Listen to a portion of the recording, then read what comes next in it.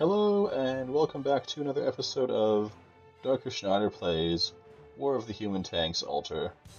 This time with OBS not dropping about 50 frames a minute. Okay, I was being generous. It was more like 50 frames a second. Anyway, we're all set up from last time. Defense of Minayata. And Defense of Minayata, I think, is, it was just a straight kill all the things and don't get hit, right? But look how much faster everything's loading up. Look how you're not missing. Like, remember in the first video, when I was going through the dialogue, and on the playback, like half of it was gone? Isn't this a wonderful way to live? I hope the first episode doesn't sour your view of the series. But it's just the way it happened. I could go back and re-record it, but then that would ruin the newness of it. And part of the experience is that first time shine.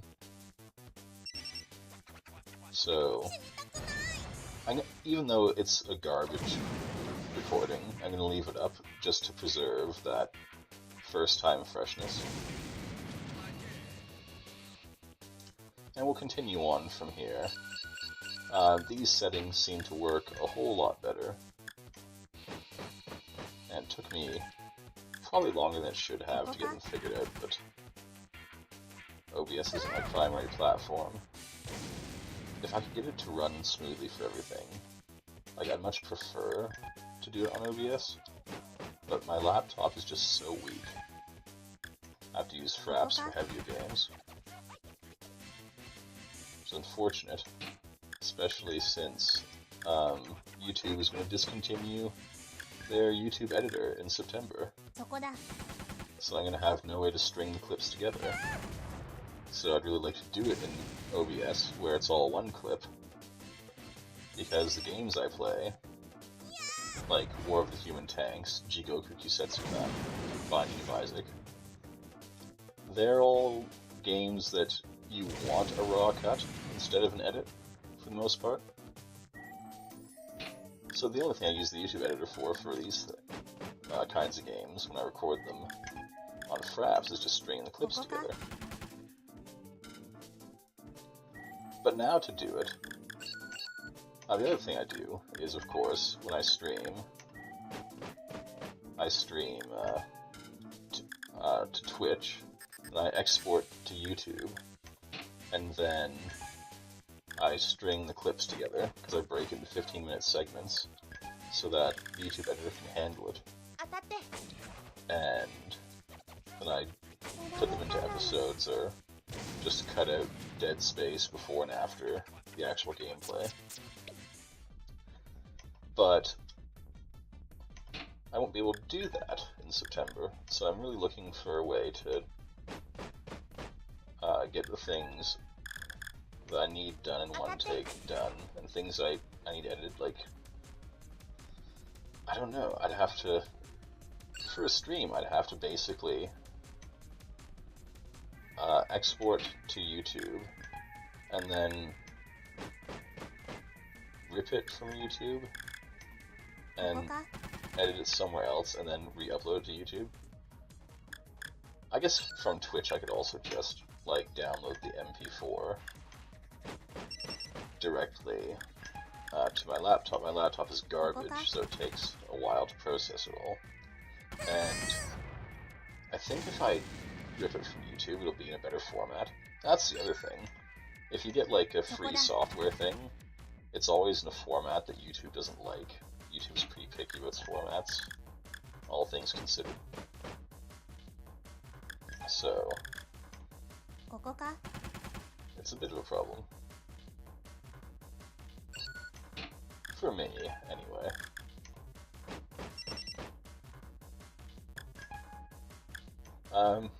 Aside from that, this episode is super late, not only because of the OBS problem, but because I've been streaming Neo like a mad dog, and then Destiny 2 came out.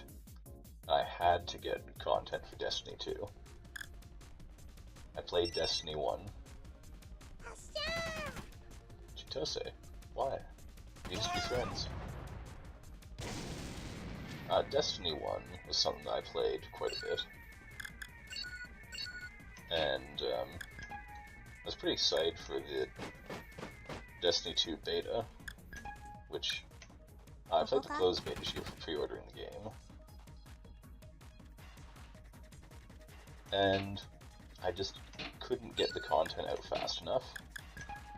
I got on day 1, and this is a bit scary. I got on day 1, played the tutorial, and then did the strike on Warlock.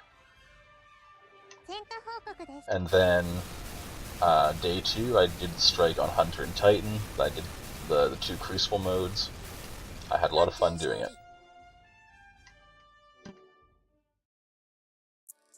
We're just gonna get some story now. I hear they're going to also open up a social space for like 1 hour on the 28th for people to check out. I'm not sure how good that is for me, whether I'll be able to actually check it out or not, but I guess I'm glad there's a new area to explore.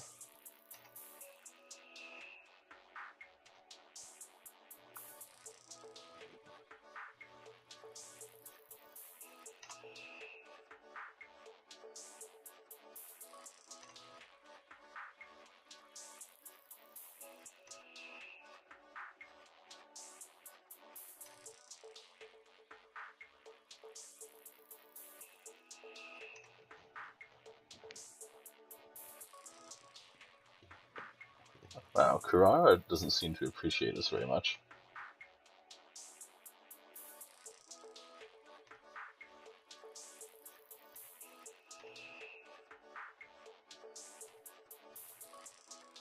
It seems that Kurara's smarter in Human Tanks ALTeR than in the original Human Tanks.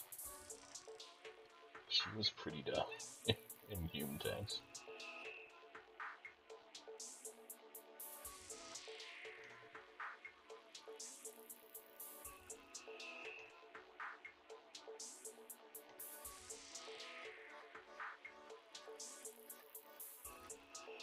Yeah, those steel helmets, they're a collector's item.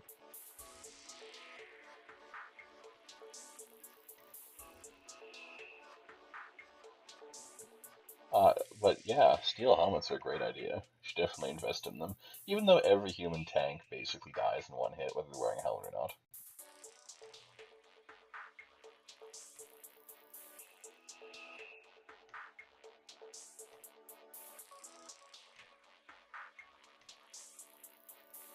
I like how Ruru is so unsure.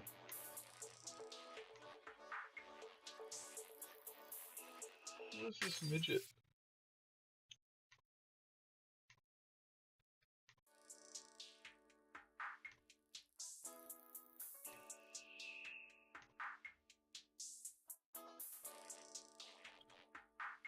I think it's your fault for sending us such a strange tank.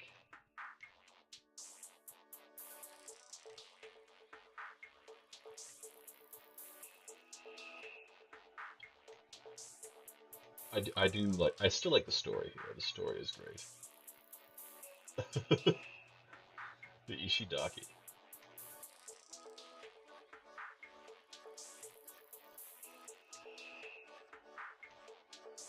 If we leave her there too long, she's going to start enjoying it again.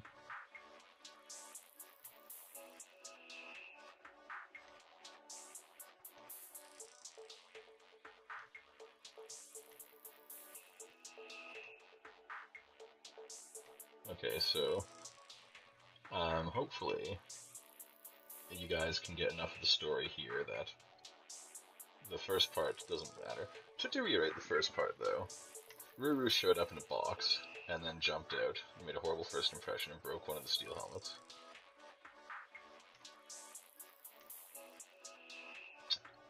And we also found out she's immortal.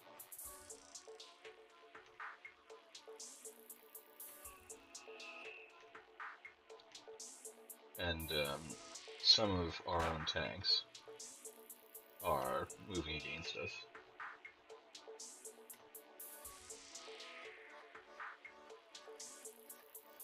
So it seems the theme in this Human Tanks game is defection.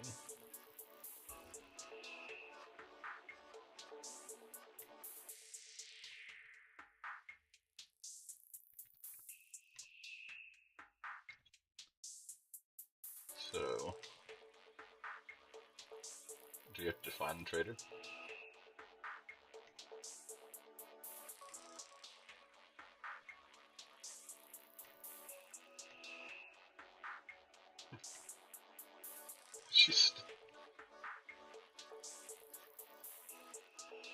Before the pain becomes pleasure.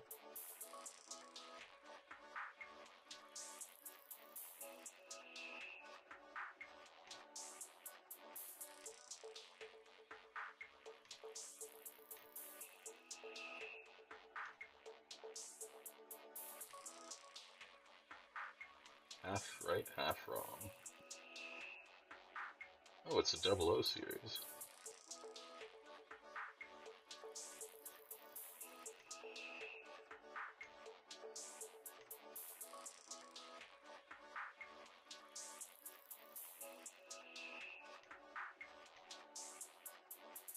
Half of her. So how is half her made with? Is she like well, I don't really know how human tanks are made in the first place, but is she basically a test tube baby?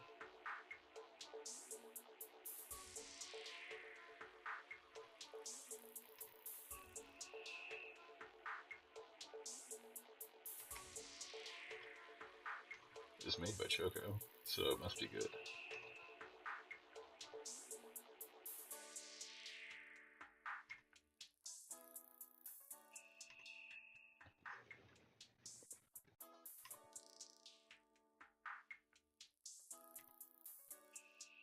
I wonder if it'll end up being the same tank.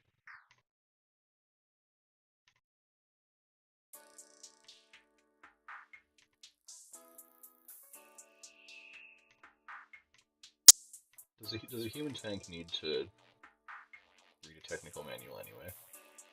Wouldn't she just be programmed with everything she needs to know?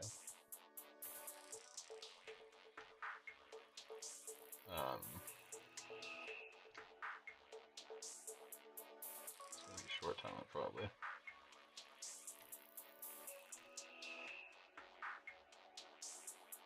Operation Kisaragi.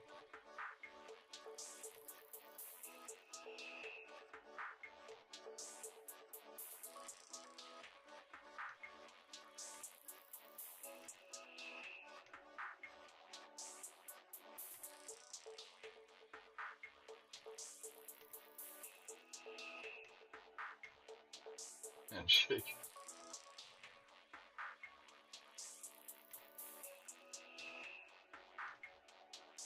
Ruru is just getting savaged.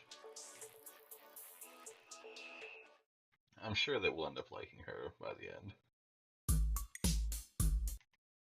Cardboard Warrior Ruru. I'm gonna skip those song portions again, unfortunately. For both time reasons. And, you know, the cavern. Okay, first things first. I'm gonna save before I click on something that ruins my file. I can't of me not knowing what it is, but I'm gonna click on the cavern.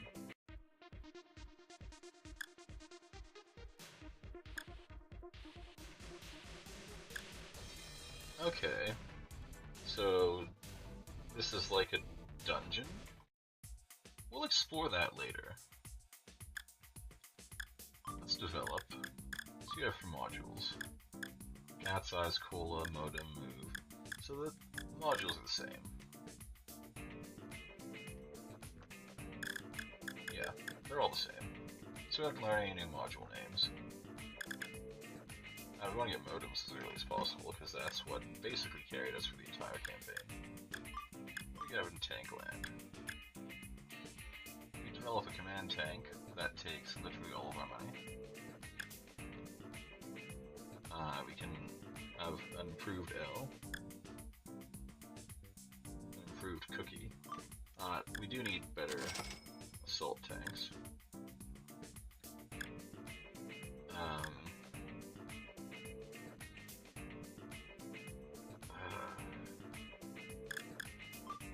I like barrage tanks, and if you're gonna use barrage tanks, you need scout tanks. And we can't afford anything else, and we also don't really want anything else.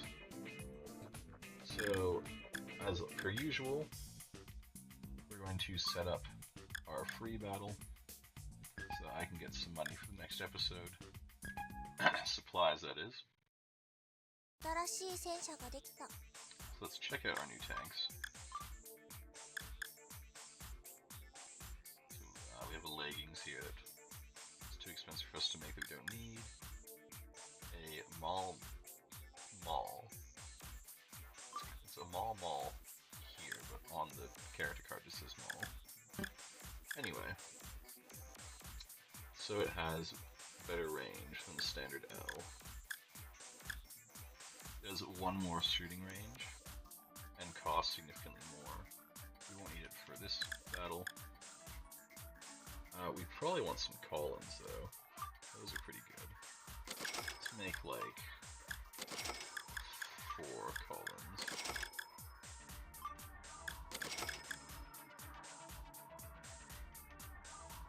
And is that all we got going on? The Shiotone. They're not that much worse. Let's make 1 just to test. A little bit more scouting range, everything else is the same. See how it turns out. We do need to build tanks to be able to research tanks, so it's an investment. And then we're going to deploy. Always going to start with Ruru. And then flanking Ruru. Have our L's, 1 up on each side. That's fine. Let's try our Collins here. Now, unfortunately, or from some perspectives, perhaps fortunately, you won't actually get to see this test run of Collins, but